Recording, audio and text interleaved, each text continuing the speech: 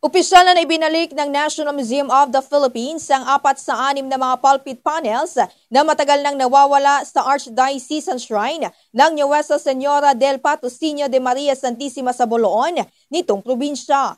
Ang makasaysayang turnover ceremony sa Cebu Cathedral Museum na nawawala noon pang dekada 80 ay nagmarka sa isang makabuluhang kabanata sa pangangalaga ng mayamang kasaysayan ng Boloon. Sa ginanap na seremonya, ang mga nasabing panel ay pinalamutian ng intricate carvings ng mga santo ng Augustinian at isa-isang iniharap ni Arsobispo Palma at inilagay sa mga easel upang masilayan ito ng publiko. Dagdag pa dito ay kukunan din umano ng 20 gramo ng mga sample sa kahoy ng bawat panels para sa isasagawang carbon dating na tatagal naman ng 2 linggo bago pa ilabas ang resulta. Samantala, nanawagan naman sa Department of Tourism Secretary Cristina Garcia Frasco sa nagtago o may hawak na natitirang pulpit panels na kung maaari isuoli ito dahil ito ay nararapat na gawin.